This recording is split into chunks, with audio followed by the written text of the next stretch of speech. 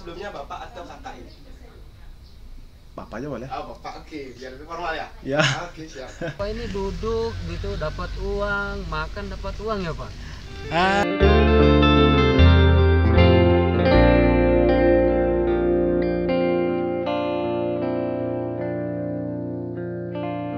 Oke, baik. Nama saya Iwayan Durus. Perkenalkan nama saya Bapak Nyoman Nyampet. Perkenalkan nama saya Ketut Sudiana, panggilan saya Todi. Nama saya Sunantara Giri. Nama saya Iwayan Sakaidi. Nama saya Nyoman Suardana.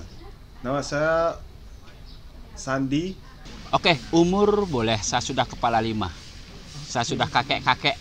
Umur saya masih awet muda. Kalau umur tidak masalah ya, yang penting semangat muda. Umur saya 58 tahun hari ini. Saya berumur 55 tahun. Umur saya 34 tahun. Sekarang 55 tahun. Umur saya 45 tahun. Asal saya dari Kuta, Bali. Ya, kalau alamat saya dari Kute, saya dari Legian. Dari Badung, Bali. Asal dari Bali. Saya dari Tabanan. Saya dari Tabanan. Jadi saya berasal dari Legian, Kuta, Bali. Jadi saya di sini ingin memberikan sesuatu. Silahkan tanyakan apa yang ingin ditanyakan. Oke. Awalnya saya mengenal namanya kripto ini, saya diperkenalkan sebenarnya sih dari saya melihat di media sosial dari Bapak Presiden Jokowi. Ya, kita jangan pernah tidur. Kita melek tentang cryptocurrency ini di dunia selanjutnya. Jadi saya mengenal kripto ini diperkenalkan oleh kakak saya sendiri sih tentang cryptocurrency. Awalnya sih saya nggak tahu, ya maklum lah, hanya pengembala sapi SMA hampir nggak lulus toh. Tapi saya belajar, nggak ada orang yang bodoh, tapi orang yang mau belajar pasti akan menemukan jalan yang terbaik lah tentang cryptocurrency. Dorongan dari diri sendiri ya, biasalah kalau seorang orang tua ya tentu memiliki kewajiban untuk kebutuhan rumah tangga lah.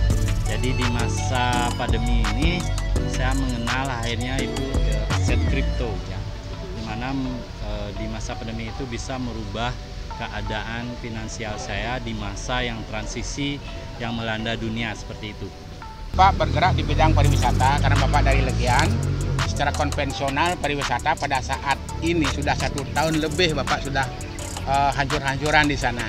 Awalnya Bapak memang sih nyaman hidupnya di sana karena masih ada kunjungan, Bapak membuka pasar seni seperti itu. Hasilnya juga pada saat itu ya dimanjakan oleh hasil saat itu. Dan sekarang karena zamannya sudah berubah, zamannya Covid, dan kemudian Bapak berpikir di mana bumi dipijak, di sanalah langit dijunjung. Nah sekarang ya zamannya zaman digital. Kalau kita bertahan secara konvensional seperti saat ini, kebetulan juga ada Covid yang betul-betul menghancurkan hidup kita. Di daerah Kute, Legian ini dulu masih pariwisata hingar-bingar luar biasa. Sekarang sudah menjadi kota mati. Awalnya saya bergabung di aset kripto ini pada bulan November. Di awal bulan November 2020. Dan saya diperkenalkan oleh dengan aset kripto ini oleh kakak saya sendiri, dan melalui aset kripto ini saya memang betul-betul mendapatkan sebuah perubahan yang sangat dahsyat.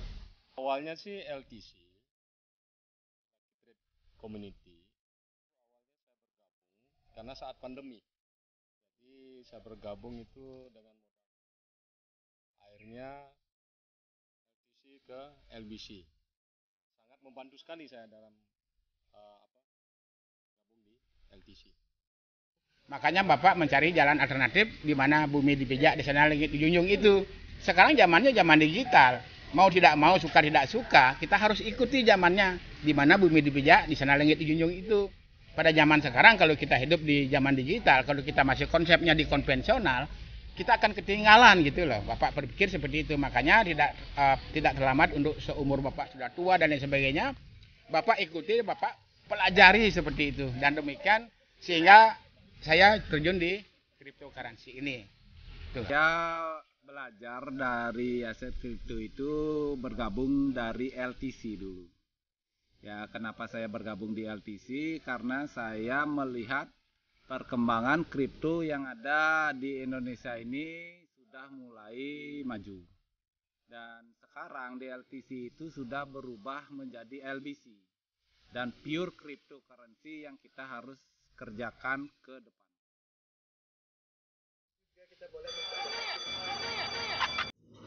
Ya, yang saya tahu aset kripto itu hanya banyak ada aset kripto yang saya tahu, dan yang paling populer itu yaitu mother kripto, yaitu Bitcoin, Ethereum, BNB, Bitshare, Bitgold, ada banyak juga. Doge, yaitu jenis aset kripto yang sangat crazy saya bilang, karena fluktuatifnya itu sangat keras sekali. Nah, dan salah satu yang saya tertariknya sekarang ini adalah aset kripto produk anak bangsa, yaitu LBC, Lucky Best Coin, yang sekarang saya juga ikuti. Ya, apalagi maaf aja, saya secara pribadi dengan bangganya memiliki seorang anak bangsa yang mau membuat Indonesia ini maju dengan LBC, adalah anak bangsa menciptakan cryptocurrency yang luar biasa, patut kita dukung. Ya, sekarang di Indonesia kalau Bapak ikut sekarang di kripto, Bapak pilih salah satunya, yaitu LBC yang dimiliki oleh anak bangsa. Kita betul-betul orang Indonesia memiliki produk yang luar biasa, listing di market, eksternal market di dunia gitu loh. Nah, walaupun seperti itu ya saya ikuti banyak sih kali dengan kripto-kripto lain, tapi karena kebetulan Bapak ikut di sini langsung ada hasil daripada anak bangsa. Yang LBC ini adalah Lucky Best Coin, itu LBC, Lucky Best Coin. Bapak ikut di LBC. Nah, walaupun di kripto lain kita juga bermain di sana, mungkin ya coin-coin lain seperti itu. Bapak mantapnya ada di sini karena ini adalah betul-betul ciptaan anak bangsa yang kita betul-betul ingin dulurkan, karena Bapak Jokowi terus menggema-gemakan bahwa cryptocurrency seperti itu kan. Nah, itu yang kita junjung tinggi sekarang di Indonesia. Saya kenal yang namanya aset kripto ciptaan anak bangsa ya. Wah, ada Pak? Ya, betul sekali. Apa itu Pak? Itu yang menjadi idaman saya, karena kemarin saya memiliki beberapa aset kripto yang diciptakan di luar. Kemudian saya menemukan salah satunya aset kripto yang memang betul-betul asli dari Indonesia, yaitu mungkin ini adalah salah satu kaos yang saya pakai, yaitu namanya aset kripto Lucky Best Coin. Luar biasa. Luar biasanya ya, artinya kita yang notabene saya sendiri seorang wira swasta, ya tentu aset kripto ini sangat asing bagi saya ya.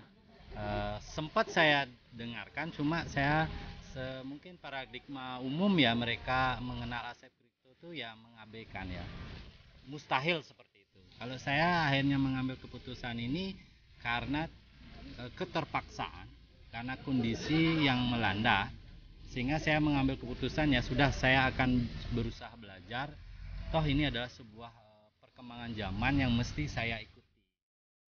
Jadi saya belajar tentang cryptocurrency, tentu ada pahitnya, ada manisnya. Tentu pahitnya saya mengalami suatu proses di sini, namanya di network, saya mengenalkan cryptocurrency itu apa dan lain sebagainya. Tentu saya diejek, dihina, bahkan dibully, tapi itu adalah kerikil-kerikil tajam yang harus saya lewati. Tentu hasilnya luar biasa. Hasilnya seperti apa? Tentu seperti apa yang saya lihat di bisnis ini, apa yang saya alami.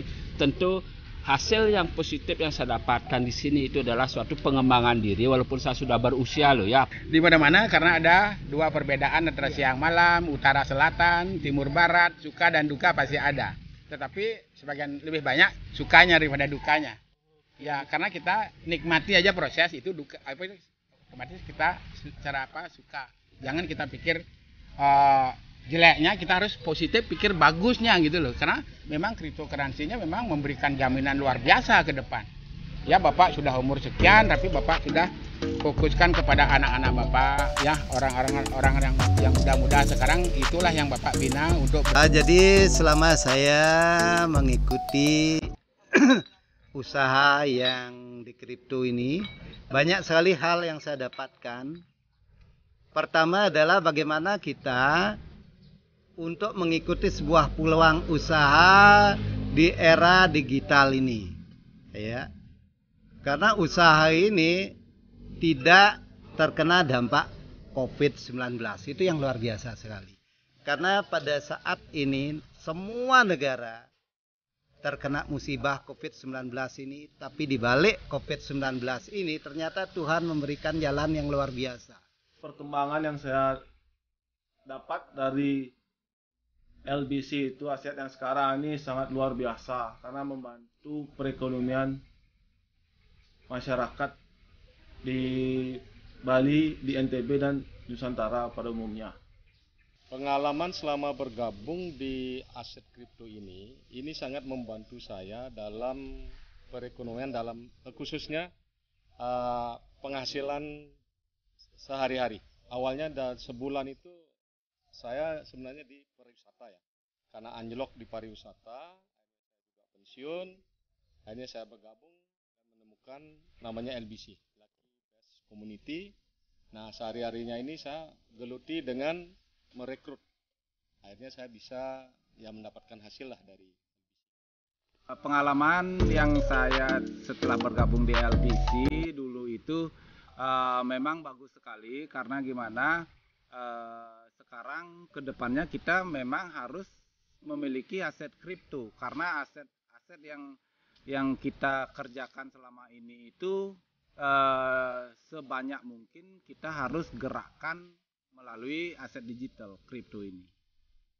Hasil yang saya dapatkan di sini seperti apa yang saya alami, ternyata kita di sini hidup bukan harus bergantungan kepada orang lain, bekerja untuk mendapatkan hasil. Itu adalah 95 paradigma umum. Ya, sebelumnya Bapak ikut di aset kripto ini karena zamannya sekarang kripto tidak bisa kita tinggalkan, harus ikut zaman gitu loh. Dan kemudian sebelumnya Bapak pada saat sebelum masuk kripto, Bapak di konvensional, Bapak buka pasar sini karena ada COVID, ada corona, stuck di sana penghasilan. Sehingga dari sanalah Bapak ikut kripto karena kripto memang sih dari tahun 2009 sudah Bapak konsentrasi di konvensional. Kriptonya berjalan seperti itu. Dengan adanya perubahan ini Bapak cepat-cepat langsung dengan kerja smart, bukan kerja keras lagi. Bapak ikut di kripto. Kemudian ya mengawali dari ada sudah 2 tahun yang lalu lah Bapak ikut kripto, ya hasilnya ya lumayan bagus. Saya pelajari aset kripto ini sangat menarik sekali. Di mana di masa pandemi saya harus tinggal di rumah, kan? Saya harus stay di rumah dan bersama keluarga. Akhirnya saya kenal, saya pelajari. Di sanalah saya mendapatkan momentum bahwa aset kripto ini bisa dikerjakan di rumah dan bisa menghasilkan pundi-pundi keuangan yang luar biasa sekali, teman-teman. Tapi di luaran sana mereka nggak sadar, mereka mengabaikan ini, teman-teman. Gitu. Ya. Melalui usaha yang diperkenalkan pada diri saya bersyukur sekali. Ya, di tengah kesulitan ekonomi ini justru saya mendapatkan berkah dari Yang Maha Kuasa. Bahkan selama ini ada beberapa ya usaha saya yang tidak menghasilkan, sehingga saya di dalam menunaikan kewajiban untuk bayar hutang saja bermasalah. Tapi melalui usaha ini saya bersyukur sekali, ya. Sehingga di tengah kesulitan ini, di tengah semua orang menjerit tidak bisa bayar hutang, justru saya bisa bayar hutang di tengah kesulitan yang sangat-sangat mendalam ini. Dampaknya cukup besar, jadi bisa membantulah perekonomian sehari-hari.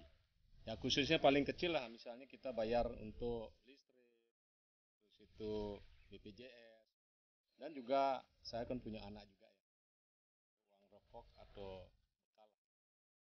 Bapak dengan sudah dengan pengalaman di kripto, kalau saja kripto ini tidak bagus, Bapak tidak ada di sini dan mungkin Bapak tidak akan ceritakan dari mana Bapak bisa lihat bagus karena hasil-hasil yang Bapak sudah dapatkan itulah bisa bayar kredit, bisa ada hasil untuk bayar ini itu loh. Dan kemudian Bapak sudah bisa beli mobil, servis rumah, bangun rumah dan semua aset-aset itu hasil yang nyata yang bisa Bapak lihat dari kripto ini. Maka itulah saya bersyukur, bahkan tidak hanya diri saya. Karena ini juga saya mendapat kesempatan untuk bisa mengajak saudara-saudara saya, ya terutama keluarga saya, anak-anak saya, keponakan, ya bahkan banyak sekali orang yang bisa kita tunjukkan ada peluang yang luar biasa ini. Karena mereka tidak mau membuka diri, tidak mau membuka pikiran mereka, kadang-kadang kalau istilahnya masih pikirannya kolot ya. Kalau teman-teman yang berpenghasilan tanpa keluar rumah dia memiliki uang banyak dibilang kayak kemarin beritanya adalah punya babi ngepet kayak gitu. Kan bener kan? Benar Pak, benar. Kemarin Padahal saya dengar. sekarang ini sudah namanya perkembangan zaman yang luar biasa sekali ya. Saya sudah bilang 95% kita terjebak di paradigma umum. Ya, tapi maaf, bukan saya menggurui loh ya. Saya hanya pengembala sapi loh, tapi ada 4. Ya. Pertama, zamannya agraris. Nah, banyak anak, banyak rezeki, betul nggak? Ya, bisa diajak ke sawah dan lain sebagainya. Ada perubahan lagi. Perubahan kedua, yaitu zamannya industri, orde baru, ya. Apa yang kita pikirkan? Pak Soeharto jadi presiden membangun pabrik-pabrik. Jadi sekolah yang tinggi nak untuk Anda bisa bekerja. Seperti itu. Nah, ini paradigma umum. Nah, ada yang kedua lagi, ada zamannya teknologi, HP. Kalau dulu kita punya HP orang bilang, alah untuk apa kita punya HP, hanya pengusaha saja. Tapi ternyata HP ini bermanfaat sekali. Sekarang anak TK pun punya HP, cucu saya juga pegang HP kok, ya kan?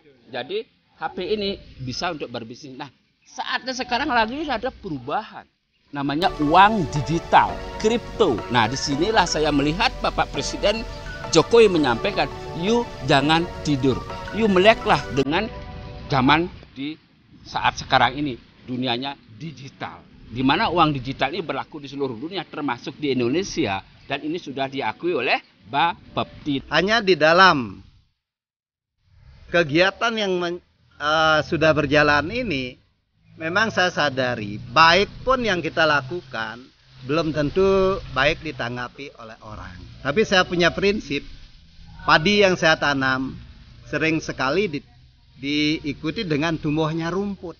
Ya, kalau menurut saya sih, kayak saya pribadi sih, aset kripto ini adalah bakalan jadi, saya bilang emas nomor 2. Karena apa? Kita bisa nge-keep ini dan harganya itu bisa, kenaikan harganya itu sangat luar biasa sekali. Dan juga ini kan yang namanya kripto sekarang, aset kripto kan sekarang dunianya udah maju ke depan, yaitu dunia digital. Kalau kita nggak mengikuti itu, ya otomatis kita akan tenggelam. Selama ini mereka sih awam ya, tapi karena ini adalah boomingnya sekarang cryptocurrency khususnya di Bali ya. Jadi mereka sangat positif sekali. Nah, mudah-mudahan nanti ke depan LBC lah satu-satunya yang akan mendongkrak perekonomian di Bali. Masyarakat kita yang di Indonesia seharusnya kita dari pemerintah atau bagian masyarakat yang mengetahui masalah cryptocurrency itu, seharusnya masyarakat itu sudah mulai diajarkan, diedukasi untuk masalah kripto ini, karena kedepannya aset kripto ini bisa mendongkrak ekonomi kita di Indonesia. Cuman kita seluruh Nusantara sekarang ini, marilah kita melek kehidupan sekarang dengan digital. Tidak ada lain daripada itu. Kalau konvensional boleh-boleh aja, tapi fokuslah ke digital sekarang.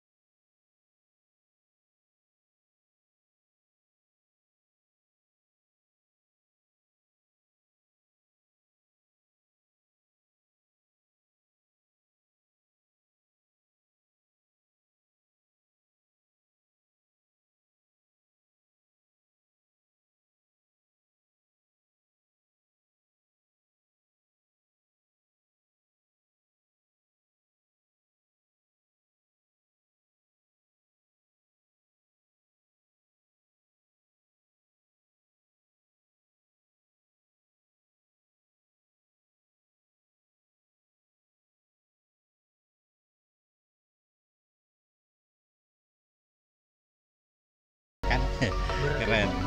Harapan saya birokrasi yang ada di Indonesia itu supaya menjunjung tinggi dan membuatlah mulai membuat undang-undang atau seperti perda apapun itu masalah cryptocurrency, karena kita tidak bisa melupakan masalah kedepannya ini. Karena di depan ini kita harus bisa membangun aset kripto melalui ekonomi kita itu, supaya ekonomi yang ada di pandemi ini satu-satunya bisa melalui aset kripto dulu. Karena digitalisasi sekarang ini kita harus mengembangkan dan mulailah mengedukasi masyarakat bahwa aset yang kita diamkan dari dulu itu supaya bergerak. Supaya aset yang bergerak untuk kita, bukan kita yang bergerak untuk menumbuhkan aset. Kalau boleh saya bicara ya, kembali saya melihat diri saya. Saya hanya penggembala sapi, SMA pun hampir gak tahu. Kalau penggembala sapi, SMA hampir tidak lulus, mau melihat masa depan untuk orang-orang yang kita cintai, why not? Kenapa kita yang sudah cerdas, ada sarjana dan lain sebagainya, jika ada perubahan masuk ke dalam industri Indonesia ini, kenapa kita tidak mau belajar? Bukalah pola pikir Anda, bukalah mindset Anda bahwa kesuksesan itu tidak ditentukan oleh bos Anda, tapi oleh diri Anda sendiri. Jadi cryptocurrency ini adalah sangat bagus. Mungkin sekali karena usaha ini untuk era kedepannya ini adalah sesuatu usaha yang luar biasa. Yang luar biasa sekali. Nah, walaupun kita sadari karena ini baru lahir, wajar saja kita baru merangkak, kemudian baru belajar mau berdiri, wajar saja kita sering jatuh, sehingga dari kejatuhan ini bagaimana kita bangkit, ya, dan kita berjalan. Ibarat kita mengendarai sepeda gayung, sepanjang kita tetap menggayung, kita akan sampai di tempat tujuan yang kita cita-citakan. Saya yakin sekali. Ya, jadi cuma teman-teman di luaran sana belum mendapatkan informasi yang banyak terupdate. Maka dari itu kita pun akan menginformasikan ini sebanyak-banyaknya, sehingga aset kripto yang dibikin oleh anak bangsa ini juga bisa mendapatkan penghargaan, kemudian memberikan retribusi yang banyak buat negara, seperti itu. Ayo, bagaimana caranya agar birokrasi yang ada di Indonesia ini mempermudah untuk bisa masuk ke dunia internasional seperti itu. Yang penting janganlah berhenti untuk berbagi sesuatu yang baik. Janganlah berhenti berbagi pada sesuatu yang baik. Karena saya yakin kalau kita pegang 4 as, karena hidup ini adalah permainan, kalau kita pegang 4 as, kita pasti akan jadi pemenang. As yang pertama adalah kerja keras. Kerja keras. Ya. Saya seorang yang pekerja keras. Tapi kenapa orang kerja keras tapi tidak sukses? Karena baru 1 as. As yang kedua adalah kerja cerdas. Kita harus belajar. Apa yang harus kita pelajari? Seperti sekarang, orang ngomong tentang kripto. Nah, kita harus belajar kripto itu seperti apa. Ya. Nah, kita harus cerdas. Bagaimana kita bisnis yang tren masa kini? Apa yang harus kita lakukan? Cerdas. Kemudian kita harus kerja ikhlas. Walaupun kita sampaikan dengan benar, sampaikan dengan baik. Nah, mungkin belum tentu orang bisa menerima dengan baik. Ya enggak apa-apa, kita harus ikhlas. Saya datang ingin bantu dia. Kalau dia enggak mau, ya udah selesai. Ngapain saya repot? Saya harus ikhlas. Ya. Kita juga harus ikhlas mengedukasi. Ya. Memberikan edukasi kepada teman-teman kita. Sebenarnya mereka hanya kurang mengerti, itu saja. Kalau mereka sudah mengerti, saya yakin dia pasti bergabung dengan kita. Nah, lalu bagaimana kita membuat mereka harus mengerti? Ya, kita harus belajar. Kita harus mengedukasi diri kita sendiri.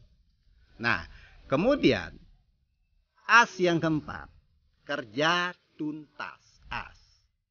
Selesaikan apa yang telah Anda.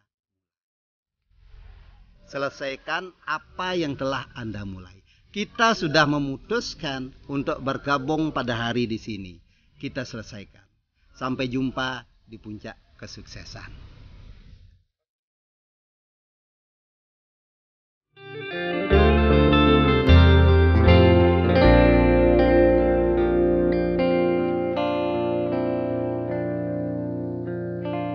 Bisa bebas secara waktu dan tar dulu nih kayak ngelantur saya nih. Gak apa-apa, Pak. Coba patar ya.